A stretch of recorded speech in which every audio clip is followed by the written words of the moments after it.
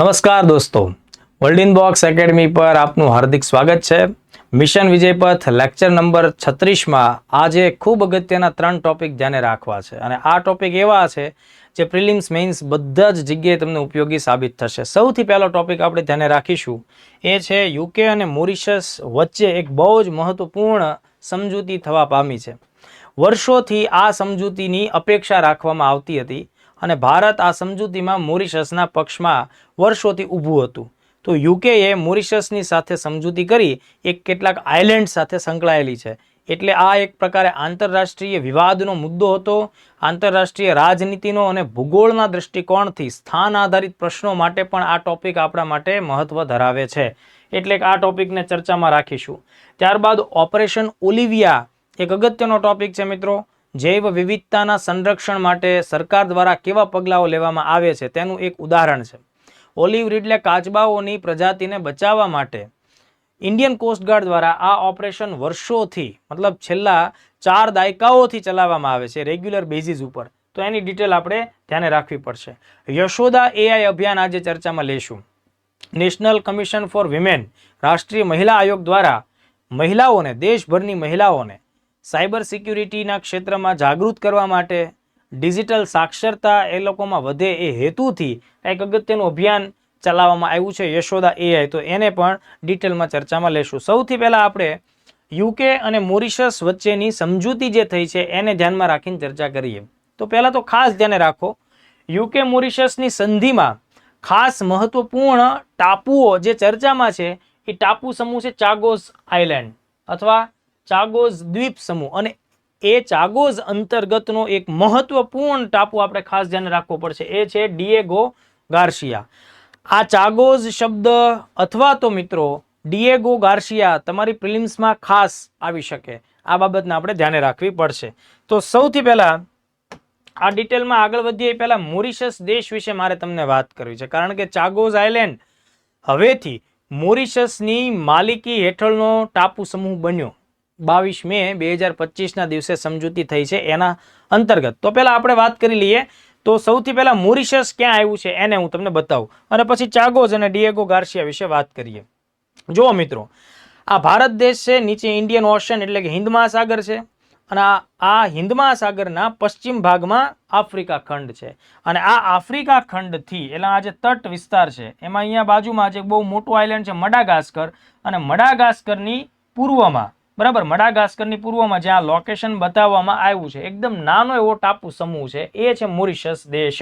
એટલે મોરિશસ દેશ છે, ખાસ ધ્યાન રાખો, હિન્દ મહાસાગરમાં સ્થાન ધરાવે છે। એનો ખંડ કયો લાગુ પડશે? આફ્રિકા ખંડ લાગુ પડશે।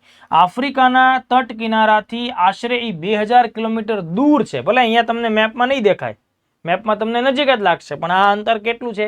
2000 કિલોમીટર।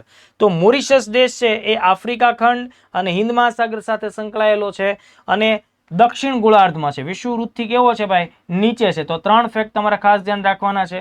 મોરિશસ દેશ છે એની રાજધાની પોર્ટ લુઈસ છે, આ બધી ડિટેલ અહીંયા પીડીએફમાં તમને મળવા પાત્ર થશે। એની રાજધાની પોર્ટ લુઈસ છે। મિત્રો, આ મોરિશસમાં 48% આબાદી હિન્દુ છે અને એમાં મેજોરિટી લોકો એવા છે કે જેમના મતલબ કે ભારતીય મૂળના છે, કે પહેલા દાદા પરદાદા એ બધા લોકો ભારતથી આવ્યા છે। દોસ્તો, ભારત ઉપર જેમ યુકેનું શાસન આપણને જોવા મળ્યું એવી જ રીતે મોરિશસ દેશ ઉપર, મોરિશસ અને એની આસપાસના જેટલા પણ ટાપુઓ હતા એ બધા ઉપર યુકેએ 200 વર્ષ જેટલો સમય સુધી સત્તા સંભાળી હતી, શાસન કર્યું હતું, અને એ લોકોએ શું કર્યું કે ભારતમાંથી ઘણા બધા મજૂરોને ખેતી કામગીરી માટે કે લેબર માટે મોરિશસમાં શિફ્ટ કર્યા હતા, માઇગ્રેટ કર્યા હતા। સમય જતાં એ લોકો ત્યાં સ્થાયી થયા, નાગરિકો બન્યા અને મોરિશસની મૂળ પ્રજાની સાથે ભળી ગયા। તો અત્યારના સમયની સ્થિતિ શું છે? તો કે ભાઈ મોરિશસની 48% આબાદી હિન્દુ કમ્યુનિટી છે, જે મોટા ભાગે ભારતીય મૂળના લોકો છે। એટલે મોરિશસ ધર્મની દ્રષ્ટિએ પણ ભારત સાથે ઘણી બધી સામ્યતા ધરાવે છે, ઇતિહાસની દ્રષ્ટિએ પણ ઘણી બધી સામ્યતા ધરાવે છે। હવે મૂળ ટોપિક ઉપર આપણે આવીએ।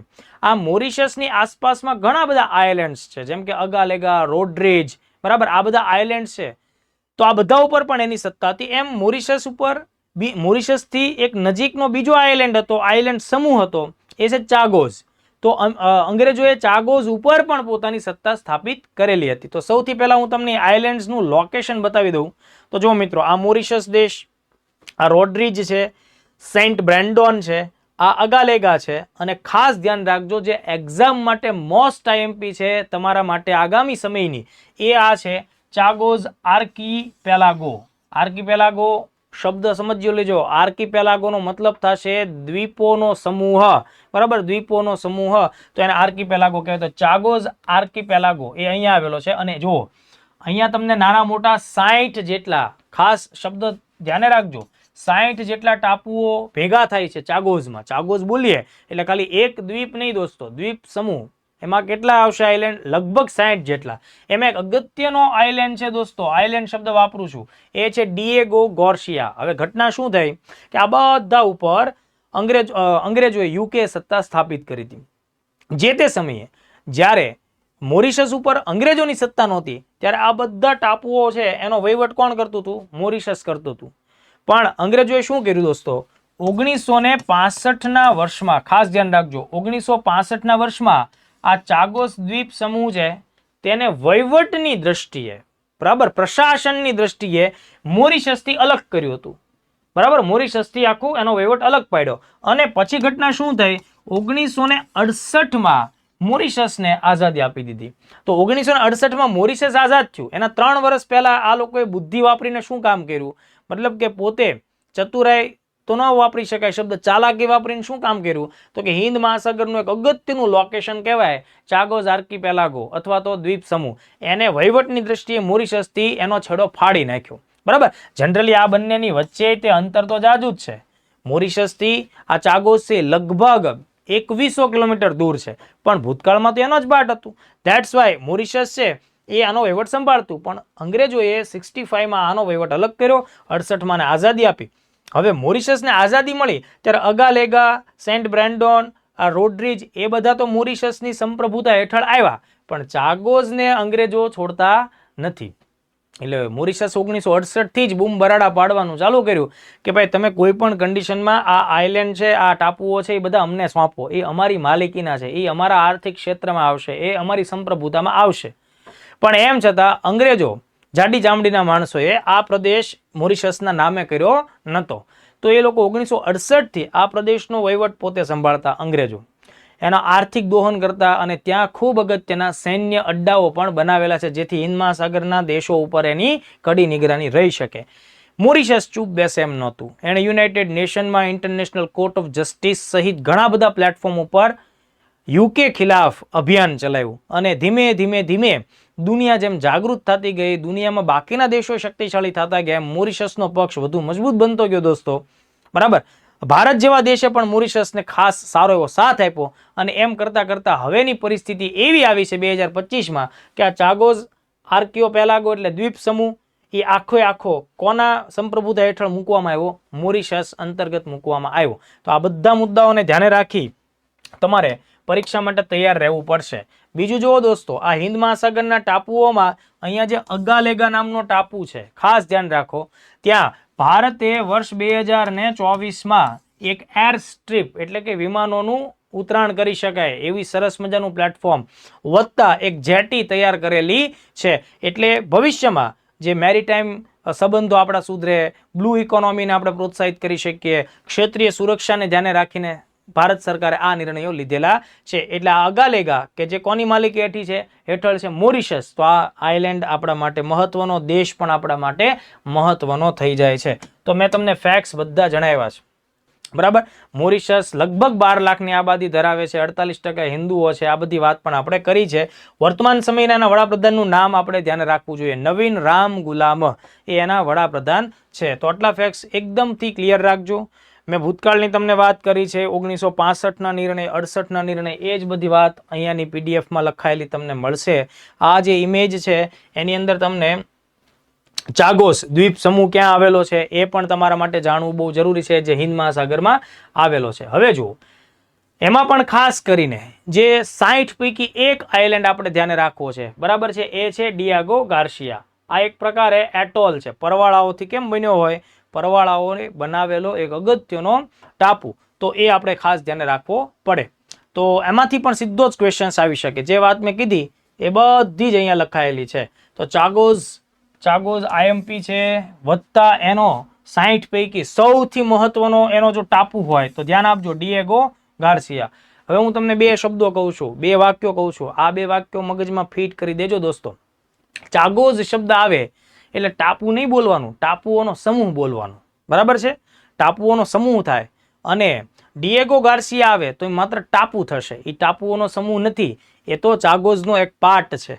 મતલબ પરીક્ષામાં એવું આપી દે દોસ્તો કે ભાઈ ડિએગો ગાર્સિયા શું છે, ને પહેલો જ ઓપ્શન આપે દ્વીપ સમૂહ છે, તમે ઉતાવળમાં ટીક મારો, કારણ કે તમે વાંચ્યું તો છે જ તે, બરાબર? તમે દ્વીપ સમૂહ ટીક મારીને આવતા રહ્યો, પછી તમને ખબર પડે કે આ તો ખોટો પ્રશ્ન ટીક થઈ ગયો. તો આ પ્રકારનો કોઈ પણ પ્રકારે ગેરવહીવટ તમારી સાથે થવો જોઈએ. આ બધું ડિટેલમાં વાંચી લેજો, આમાં કોઈ નવી વાત નથી, જે બધું હું બોલ્યો છું એ જ બધી વાત આપણને અહીંયા જોવા મળે છે. હવે લાંબા સમયથી યુકે કેમ ભાઈ આ ચાગોઝ દબાવીને બેઠું હતું, તો એનું સ્ટ્રેટેજિક ઇમ્પોર્ટન્સ હતું. હિન્દ મહાસાગરમાં એની હાજરી રહે, હિન્દ મહાસાગરમાં એના મિલિટરી બેઝ રહે, ભવિષ્યમાં પોતાના દેશની સુરક્ષા માટે ત્યાં એ કોઈ પણ પ્રકારની લડાયક પ્રવૃત્તિઓમાં ઇન્વોલ્વ થાય. એટલે અમેરિકા અને યુકે બંને પોતાના એરબેઝ રક્ષા માટે એ ત્યાં બનાવેલા છે. તો આ બાબતને પણ આપણે ખાસ ધ્યાનમાં રાખવી પડશે, બરાબર? તો એ જ મુદ્દો છે જેના લીધે એ લોકો લાંબા ટાઈમથી આ આઇલેન્ડ સમૂહો મોરિશસને આપતા નહોતા. પણ 22 મે 2024 જે નિર્ણય લેવામાં આવ્યો, યુકે ખરેખર આ વાતે સરેન્ડર કરી દીધું અને એને આ પ્રદેશો આપ્યા. આ જે વ્યક્તિ છે એ બ્રિટનના વડાપ્રધાન છે કેયર સ્ટારમર. આ પણ નામ યાદ રાખવું પડે, જેમ તમે નવીન રામ ગુલામનું નામ મોરિશસના કેસમાં યાદ રાખો ને, એવી જ રીતે બ્રિટનના વડાપ્રધાન કેયર સ્ટારમર, કારણ કે આ બહુ મહત્વપૂર્ણ દાયકાઓથી જે અપેક્ષિત હતી, નિલંબિત હતી, એ પ્રકારની ઘડી છે. તો નામ પણ આપણા માટે જાણવા બહુ જ જરૂરી છે. હવે જો અત્યારની જે ડીલ થઈ છે એને ધ્યાને રાખો. અત્યારની ડીલ પ્રમાણે યુકે મોરિશસને આ પ્રદેશો સોંપી તો દીધા છે, પણ યુકે અને યુએસએના એરબેઝ રક્ષા માટેના અગત્યના મિલિટરી બેઝ કેન્દ્રો એ ત્યાં આવેલા છે. એટલે મિલિટરી કેન્દ્રો ત્યાં આવેલા હોય, એ લોકો તાત્કાલિક મિલિટરી કેન્દ્રોને ત્યાંથી હટાવ્યા તૈયાર નથી, અથવા તો હટાવી શકે એમ નથી. એટલા માટે યુકે સરકારે એક નિર્ણય લીધો કે અમે આ ચાગોઝ દ્વીપનો ઉપયોગ કરીશું આગામી 99 વર્ષો માટે, અને દર વર્ષે અમે એનું ભાડું ભરશું. દર વર્ષે મોરિશસને 101 મિલિયન બ્રિટિશ પાઉન્ડ અમે આપશું. તો 99 વર્ષમાં એ ટોટલ રકમ આગળ વધીને 3.4 બિલિયન બ્રિટિશ પાઉન્ડ બનશે. એટલે અત્યારના સમયે એ લીઝ ઉપર લેવામાં આવે છે, પણ સંપ્રભુતા કોની ગણાશે? મોરિશસની ગણાશે. તે ફેક્ટને બિલકુલ ન ભૂલતા. જો આ એટોલ પ્રકારના, એટોલ આકારનો બહુ જ અગત્યનો ડિએગો ગાર્સિયા દ્વીપ છે. ચાગોઝ ઉપર નો પ્રશ્ન આવે તો માત્ર આના ઉપર સવાલ આવે. મહાસાગર પૂછાય, હિન્દ મહાસાગર, ચાગોઝ દ્વીપ સમૂહનો એક પાર્ટ છે, ભારતથી 1600 કિલોમીટર દૂર છે, બરાબર? અને એટોલ, પરવાળા એટોલ, પરવાળાઓની આવી વિશાળ કોલોની જ્યારે વર્તુળાકારમાં ગોઠવાયેલી હોય, જે અહીંયા ઇમેજમાં બતાવવામાં આવી છે, તો એના માટે આપણે એટોલ શબ્દ વાપરતા હોઈએ. તો આ આઈએમપી ક્વેશ્ચન છે, એને બિલકુલ પણ ભૂલતા નહીં. બ્રિટિશ ઇન્ડિયન ઓશન ટેરેટરી તરીકે ઓળખાતું, કારણ કે બ્રિટિશ લોકોને એની પર સત્તા હતી ને. યુનાઇટેડ નેશનની વેબસાઇટ પ્રમાણે આ છેલ્લી આફ્રિકન પ્રદેશ હતો, બરાબર, કે જે બ્રિટનના હસ્તગત હતો. હવે એની સાથે જ બ્રિટનની સત્તા આફ્રિકાના પ્રદેશો પરથી સમાપ્ત થવા પામેલી છે. તમને એવો પ્રશ્ન પૂછાય કે ભાઈ ડિએગો ગાર્સિયામાં કયા દેશના મિલિટરી બેઝ આવેલા છે, તો માત્ર યુએસએ કે માત્ર યુકે ટીક ન મારતા, યુકે અને યુએસએના બંનેના સંયુક્ત રીતે આવેલા છે. એ તમારે ખરું ધ્યાને રાખવું પડશે. તો આઈ થિંક આ આખો મુદ્દો આપણને કમ્પ્લીટ થાય છે. ચલો, હવે એના જેવો જ પરીક્ષા માટે ઉપયોગી ભૂગોળ વત્તા પર્યાવરણ અને કરંટ અફેર્સ સરકારના અગત્યના નિર્ણયો સાથે સંકળાયેલો બીજો મુદ્દો એટલે ઓપરેશન ઓલિવિયા. દોસ્તો ખાસ ધ્યાન રાખો, ઓપરેશન ઓલિવિયા છે એ ઓલિવ રીડલે કાચબાઓને બચાવવા માટેનું એક અગત્યનું અભિયાન છે, જે છેલ્લા 4 દાયકાથી ચાલે છે ભારતમાં. અને આ અભિયાન કોણ ચલાવે છે? ખાસ ધ્યાન રાખજો, ઇન્ડિયન કોસ્ટ ગાર્ડ, બરાબર? પેપરમાં ધ્યાન રાખવું, ઇન્ડિયન કોસ્ટ ગાર્ડનું આ અભિયાન છે. ઓપ્શનમાં ભારતીય નેવી પણ આપી દેવામાં આવે. વિધાનવાળા પ્રશ્નોમાં ઇન્ડિયન નેવી આપી દેવામાં હતું, ઇન્ડિયન નેવી નથી. ઇન્ડિયન કોસ્ટ ગાર્ડ દ્વારા આ અભિયાન ચલાવવામાં આવ્યું છે. તો એના 1 બાય 1 ફેક્ટને આપણે જોઈએ. ઇન્ડિયન કોસ્ટ ગાર્ડ તમે ખાસ ધ્યાન રાખજો, દર વર્ષે, એટલે વાર્ષિક અભિયાન છે, ઓકે. ઓપરેશન ઓલિવિયા દર વર્ષે ચલાવવામાં આવે. એનો સમયગાળો શું મિત્રો? નવેમ્બરથી લઈને મે મહિના સુધી આ ઓપરેશન ચલાવવામાં આવે. ઓપરેશન ઓલિવિયા અંતર્ગત શું કરવામાં આવે છે? તો ભારતમાં ઓડિશા રાજ્ય છે દોસ્તો, ત્યાં હજારોની સંખ્યામાં ઓલિવ રીડલે માદા કાચબાઓ આવે છે અને એ પોતાના ઈંડાનું ત્યાં સેવન કરે છે. અને ચોક્કસ સમયે જ્યારે એના ઈંડા સેવિત થઈ જાય અને એમાંથી જ્યારે બચ્ચા જન્મી લે ત્યારે આ બધી જ જે આખી કાચબાઓનો જે સમૂહ છે એ પાછો પોતાના મૂળ નિવાસસ્થાન તરફ પ્રયાણ કરતો હોય. આ સ્થિતિમાં ઘણા બધા લોકો આ કાચબાઓના શિકાર પણ કરી નાખતા, બરાબર. તો એના લીધે એમની સંખ્યા ઘટવા લાગતી, એમના લીધે એમનું જીવન જોખમમાં આવતું. એટલા માટે પર્યાવરણવિદોએ સરકારનું ધ્યાન દોર્યું, આંતરરાષ્ટ્રીય સંસ્થાઓએ પણ આમાં રસ દાખ્યો અને બધા સાથે મળીને આ ઓલિવ રીડલે કાચબાઓની માવજત કરી રહ્યા છે અને બચાવી રહ્યા છે, એમના માટે મહેનત મજૂરી કરી રહ્યા છે. તો આ મુદ્દો આપણે ખાસ ધ્યાન રાખવો પડશે. તો આનો ઉદ્દેશ શું છે ખાસ ધ્યાન રાખજો. તમને એવું આપે કે ઓપરેશન ઓલિવિયાનો ઉદ્દેશ જણાવો અને એમાં એક ઓપ્શન એવો પણ આવે કે ભાઈ દરિયા કિનારાના વિસ્તારમાં પ્લાસ્ટિક પ્રદૂષણ વધ્યું છે તો એની ખિલાફ છે, અથવા તો સમુદ્ર પ્રદૂષણની ખિલાફ છે. તો આવા કોઈ મુદ્દા ન ધ્યાન રાખશો, તમારે આ જ મુદ્દો પકડવાનો, ઓલિવ રીડલે કાચબાઓનું રક્ષણ કરવું.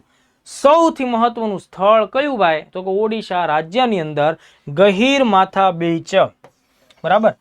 ગહીરમાથા બીચ છે એ આપણે માટે ખાસ અગત્યનું છે. ગહીરમાથા બીચ છે દોસ્તો, ત્યાં ઋષિકુલ્યા નદી અને દેવી નદીના મુખ આવેલા છે. એટલે કે ત્યાં આ નદીઓ છે એ સમુદ્રને મળે છે, બંગાળની ખાડીના વિસ્તારમાં ભળે છે.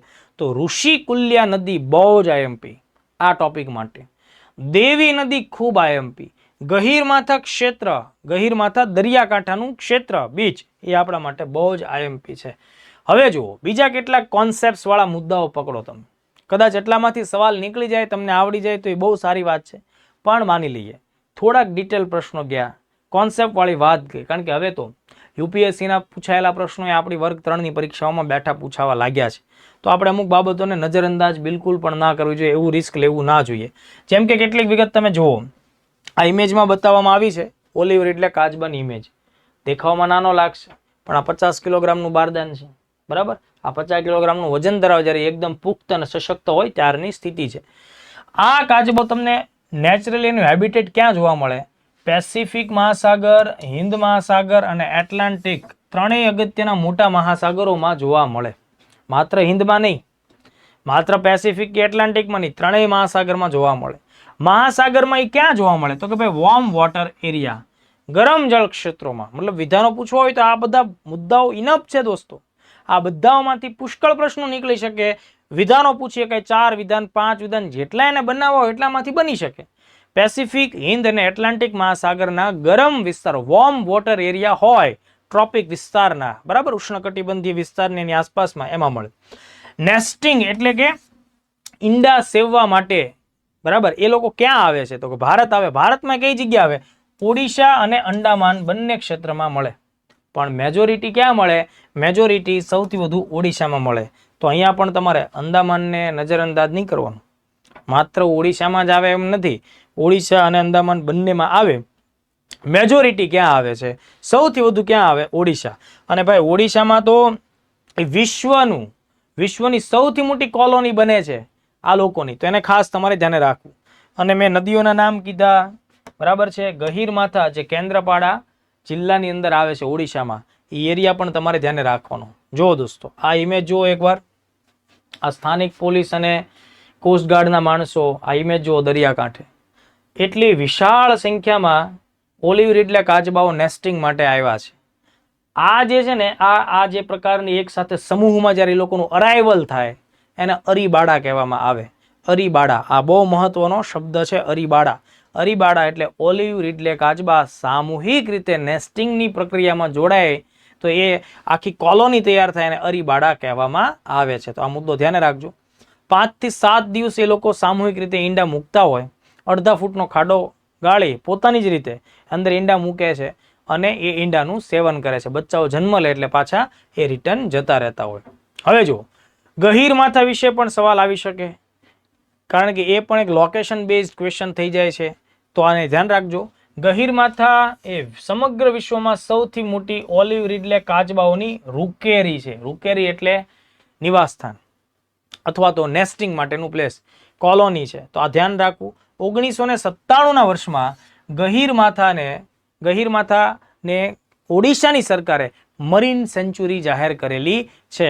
અને આ ગહીરમાથા પોતે ખાસ ધ્યાન રાખજો, ઓડિશામાં આવેલો નેશનલ પાર્ક ભીતરકણિકા નેશનલ પાર્ક સાથે જોડાયેલો છે. તો અહીંયાથી જુઓ, તમને જ્યોગ્રાફીના પોઈન્ટ ઓફ વ્યૂ ગહીરમાથા ઉપર સવાલ આવી શકે. ભીતરકણિકા નેશનલ પાર્ક કયા રાજ્યમાં આવ્યો છે એવો સવાલ પણ આવી શકે. એટલે ટોપિક જ્યારે તમે સમજો ત્યારે તમે એની આસપાસના પરીક્ષાલક્ષી અગત્યના ફેક્ટ્સને પકડતા શીખો તો એ મુદ્દાઓ કામ લાગશે. હવે જુઓ, આનું વૈજ્ઞાનિક નામ ખાસ ધ્યાન રાખજો, લેપિડોસેલિસ ઓલિવાસિયા. બરાબર, એ આ કાચબાનું વૈજ્ઞાનિક નામ છે. દરિયાઈ કાચબાઓ જેટલા પણ પ્રકારના અત્યાર સુધી મળ્યા છે એ બધામાં સૌથી કદની દ્રષ્ટિએ નાના કાચબાઓ છે. 2 ફૂટ સુધીનું એનું શારીરિક કદ બને અને વજન એનો આશરે 50 કિલોગ્રામ સુધી બને. ગ્રેશ ગ્રીન કલર મોટા ભાગે જોવા મળે. આપણે જાણીએ છીએ કે કાચબાની પીઠ હોય ત્યાં કવચ જેવો જાડો એવો મજબૂત ભાગ બનતો હોય છે, એના સ્નાયુ હોય છે કે જે એનું રક્ષણ કરે. તો અહીંયા છે ને હૃદય જેવા આકારનું એનું એક કવચ બનતું હોય છે.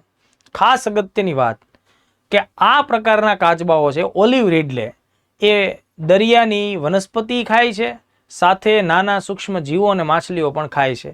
એટલે ઓમ્નિવોરસ છે. આપણે ગુજરાતીમાં કહીએ તો શાકાહારી અને માંસાહારી હોય ને એ ટાઈપના આ પ્રાણીઓ છે. તો આને પણ તમારે ધ્યાને રાખવું પડે. હવે જ્યારે કોઈ પણ પ્રાણીની આપણે વાત કરતા હોઈએ તો જૈવ વિવિધતાના દૃષ્ટિકોણથી અને આખી બાયો ઇકોસિસ્ટમ હોય એમાં એનું શું સ્થાન છે, એની વલ્નરેબિલિટી કેટલી છે, એની અવેલેબિલિટી કેટલી છે, એને ધ્યાને રાખીને પણ ધ્યાન રાખવું પડશે પ્રશ્નમાં. તો IUCN દ્વારા જે રેડ ડેટા બુક જાહેર કરવામાં આવે તેમાં આ જે ઓલિવ રીડલે કાચબા છે એ સંવેદનશીલ પ્રાણીઓની કેટેગરીમાં આવશે, વનરેબલ કેટેગરીમાં આવશે. અગાઉ મેં તમને સિંહની વસ્તી ગણતરી ભણાવેલી છે દોસ્તો પાછલા લેક્ચર્સમાં.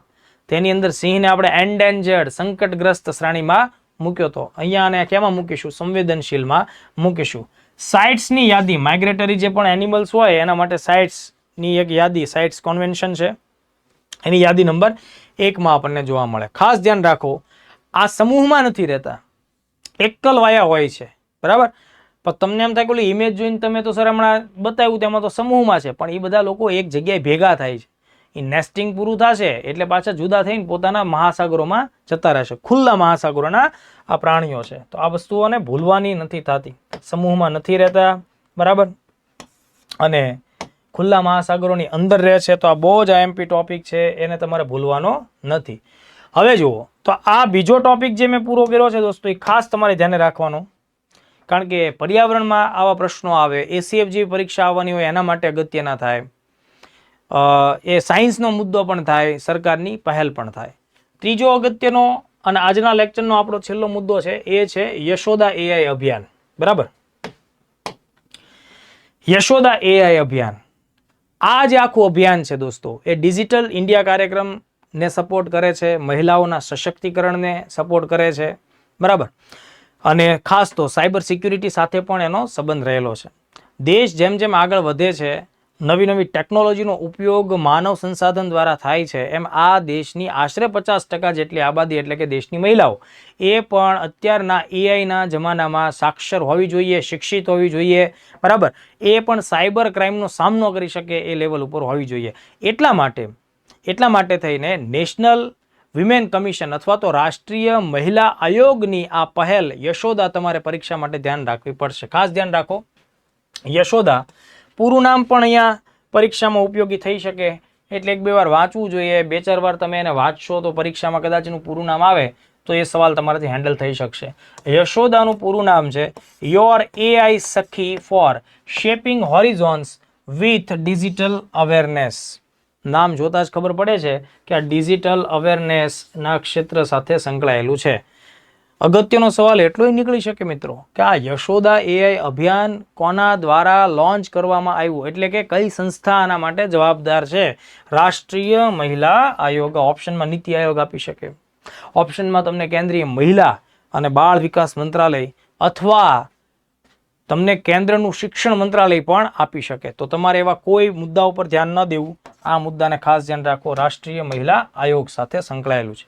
ઉદ્દેશમાંથી પ્રિલિમ્સનો ક્વેશ્ચન આવે કે યશોદા AI જે પહેલ અથવા અભિયાન ચાલુ છે એનો ઉદ્દેશ જણાવો. ઉદ્દેશ છે મહિલાઓને કૃત્રિમ બુદ્ધિમત્તા, આ શબ્દ ન ભૂલાય, આર્ટિફિશિયલ ઇન્ટેલિજન્સ, કૃત્રિમ બુદ્ધિમત્તા સાયબર સિક્યુરિટી, સાયબર સુરક્ષા અને ડિજિટલ લિટરેસી, ડિજિટલ સાક્ષરતાના ક્ષેત્રમાં શિક્ષણ આપી અને સાક્ષર કરવી, શિક્ષણ આપીને સશક્ત બનાવવી. તો 3 શબ્દો છે: કૃત્રિમ બુદ્ધિમત્તા, સાયબર સુરક્ષા અને ડિજિટલ સાક્ષરતા. હું ધારું છું ત્યાં સુધી આ મુદ્દામાંથી જ ક્વેશ્ચન્સ આવે તો પણ અગત્યનો પ્રશ્ન બની જાય કે ભાઈ એનો ઉદ્દેશ જણાવો. શરૂઆત ક્યારે થઈ?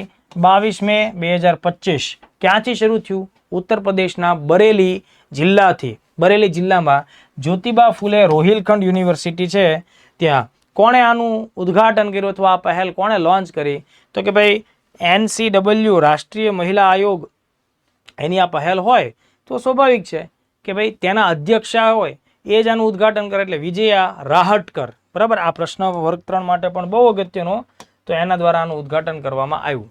શરૂઆતમાં 2 તબક્કામાં, મતલબ કે શરૂઆતના પહેલા તબક્કામાં 2 લાખ જેટલી મહિલાઓને ડિજિટલી શિક્ષિત કરવામાં આવશે, એઆઈના ફિલ્ડમાં, સાયબર સિક્યુરિટીના ફિલ્ડમાં અને ડિજિટલ સાક્ષરતાના ફિલ્ડમાં. એટલે પ્રથમ તબક્કો શરૂ થયો, એમાં 2 લાખ મહિલાઓને પ્રશિક્ષણ આપવામાં આવશે.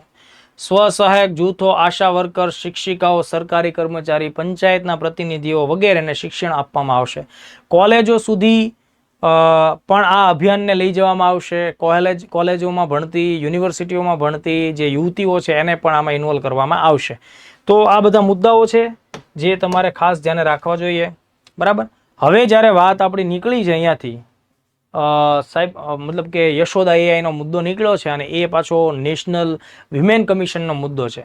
તો દોસ્તો આ એક અગત્યની સંસ્થા છે, આ એક કાયદાકીય સંસ્થા છે. એનું કેવી રીતે માળખું રચાયેલું છે એ બધું પણ પરીક્ષા માટે ઉપયોગી થાય, એને પણ ખાસ ધ્યાને રાખીએ.